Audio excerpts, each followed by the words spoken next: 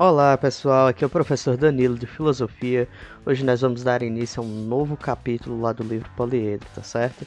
Hoje nós vamos trabalhar a relação entre modernidade e o conceito de pós-modernidade. Galerinha, a modernidade é um período de tempo que se caracteriza pela realidade social, cultural e econômica vigente no mundo. Ao tratarmos da era moderna, pré-moderna ou ainda pós-moderna, fazemos referência à ordem política, à organização de nações, à forma econômica que essas adotaram e inúmeras outras características. Entretanto, nessa trajetória que traçaremos até aqui, o que nos importa é a trajetória do pensamento humano e o seu processo de construção, tá certo? Então, professor, o que de fato é a modernidade? Pessoal, é comum escutarmos ou nos referirmos à nossa realidade como uma realidade moderna. É um termo já tão naturalizado na nossa língua que passou a ter o mesmo contexto de contemporaneidade, ou seja, o que coexiste em um mesmo período de tempo. Mas você entende o que é ou ao que nos referimos quando tratamos sobre a modernidade? Para responder a esse questionamento, temos que voltar lá na disciplina de História, relacionar filosofia e história agora, e entendermos primeiro como é possível determinar a passagem de um período de tempo para o outro. É comumente entendido que os eventos que se iniciaram lá com a Revolução Francesa, foram o ápice da superação do pensamento humano e das organizações sociais tradicionais que marcaram o período medieval. O rompimento de um pensamento medieval de caráter teocrático para um pensamento baseado na razão como forma autônoma de construção de conhecimento criou uma relação desligada de preceitos teológicos e ainda por cima garantiu o traçar de um caminho para o desenvolvimento do pensamento moderno. O desenrolar da Revolução Francesa teve como base a construção ideológica que convencionamos a chamar de iluminismo. O pensamento iluminista e os pensadores empiristas, que acreditavam que o conhecimento verdadeiro estava na experiência a partir dos sentidos, estabeleceram a razão e a ciência como a forma verdadeira de se conhecer o mundo. Esse pensamento racionalista inerente ao iluminismo, revirou toda a estrutura social da França, que era construída sobre os pilares tradicionais da Igreja Católica, do antigo regime e da monarquia absolutista. Nesse cenário racionalista, ou seja, onde a razão assume o papel central na produção do saber humano, nós podemos destacar, por exemplo, a figura de René Descartes, que basicamente é uma das figuras mais proeminentes nesse período. Suas obras são vistas como fonte de inspiração e base de construção de toda a filosofia e do pensamento moderno.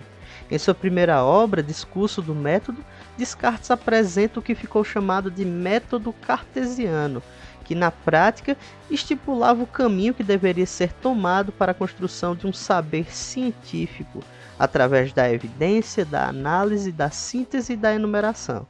O pensamento racional e o método cartesiano literalmente desenvolveram um caminho para os eventos que foram vistos mais tarde como ponto inicial da era moderna, a chamada Revolução Industrial. A sociedade europeia passou por uma série de mudanças motivadas por esses conflitos ideológicos e racionais que mais tarde se tornaram conflitos bélicos, como a gente acabou de ver lá na disciplina de História. Vários conflitos armamentistas incentivados pelo domínio da tecnologia, pelo domínio da indústria, pela busca de maiores mercados consumidores, acabou ampliando ainda mais essas relações de poder. E aqui é importante a gente se lembrar que todas essas transformações tecnológicas, ideológicas e racionais promoveram também uma modificação na estrutura social vivida naquela época. As relações entre os indivíduos tornaram-se diferentes na medida em que sua realidade também se diferenciava. Costumes que antes se justificavam em um mundo agrário e rural acabaram sendo esquecidos e deixados de lado para o desenvolvimento de um cenário agora urbano. Novos conflitos surgiram diante de uma nova configuração de relações trabalhistas e, influenciados pelo capitalismo emergente, temos o ponto principal da nova organização do mundo.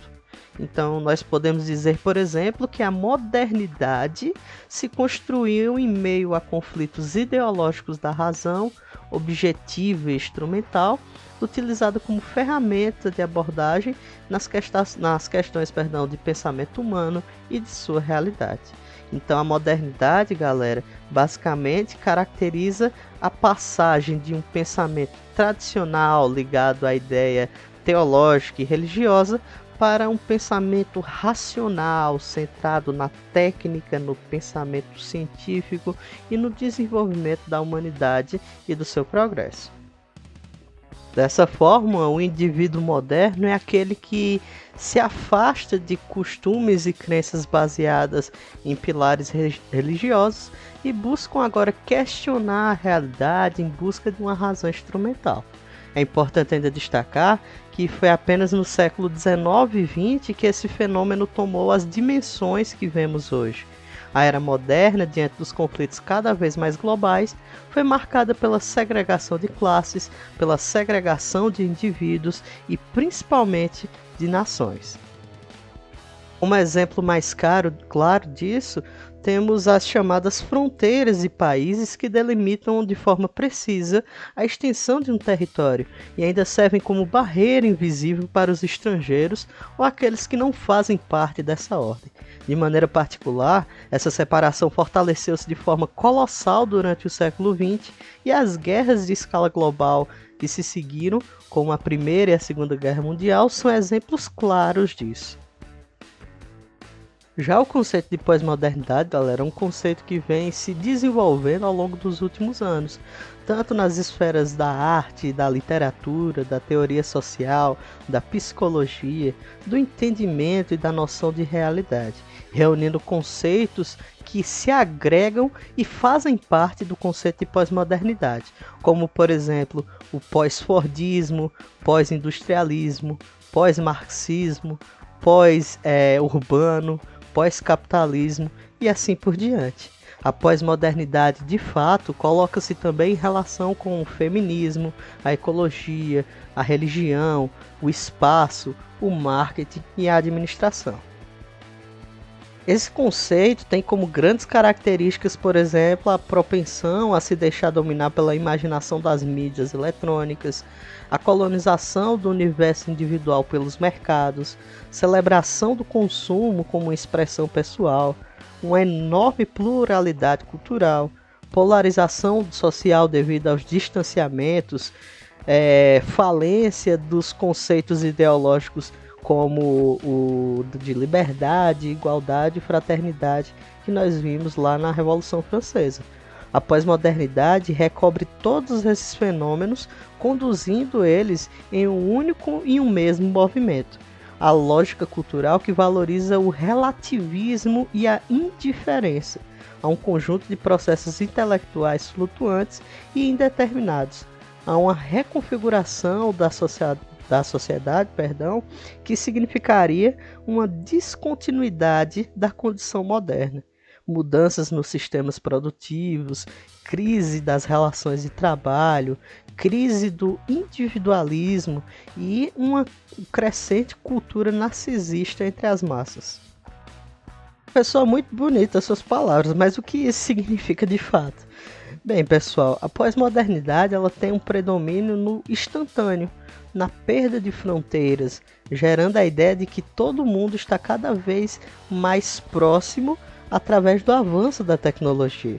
Estamos diante de um mundo virtual, onde a imagem, o som e o texto são transmitidos a uma velocidade quase instantânea. Já em relação ao campo urbano, a cidade é vendida aos pedaços, porque nela há o caos, uma desordem, uma diferença de padrões e de graus de complexidade. Além disso, a pós-modernidade ela é definida através do efêmero, de algo que é descontinuado e que pode sumir e deixar de existir no estalar dos dedos. Dentro dessa nova realidade, os valores são completamente modificados. Não existe mais o que é verdade, o que é mentira, não se existe mais o amor e o ódio. Tudo é novo, tudo é efêmero, tudo é individualista. A aceleração transforma o consumo numa rapidez nunca antes vivenciada. Se vocês forem prestar atenção, tudo que compramos são descartáveis. E, consequentemente, essa ideia de algo descartável acaba sendo transposta além das coisas, e as pessoas, as amizades, as relações sociais também passam a ser descartáveis. A publicidade acaba manipulando os desejos e cria novas imagens e significados, como espetáculos valorizando o que a mídia traz como transitório durante a vida. As telecomunicações possibilitam imagens vistas em todas as partes do planeta, facilitando a mercadificação das coisas e dos gostos e dos hábitos. Já a informatização, ou seja, o mundo virtual, como o computador, o caixa 24 horas, são compulsivamente marcados como algo essencial para a nossa nova realidade. Na prática, as lutas acabam também se modificando. Agora não é contra o patrão, mas contra a falta deles. Os pobres só dizem presente nos acontecimentos de massa, lugar de deslocamento nas energias de revolta. Então é isso, pessoal. Espero que vocês tenham gostado da videoaula de hoje. Não deixem de acessar a entrevista que eu coloquei para vocês na descrição do vídeo. É uma entrevista de um dos sociólogos expoentes dentro da compreensão sobre o que é a pós-modernidade, Zygmunt Bauman, tá certo? Além disso, gostaria que vocês abrissem o livro de filosofia lá nas páginas 24, 25, 26 e 27 para responderem às atividades de interpretação textual, belezinha? Desejo a todos uma ótima semana e até o próximo vídeo.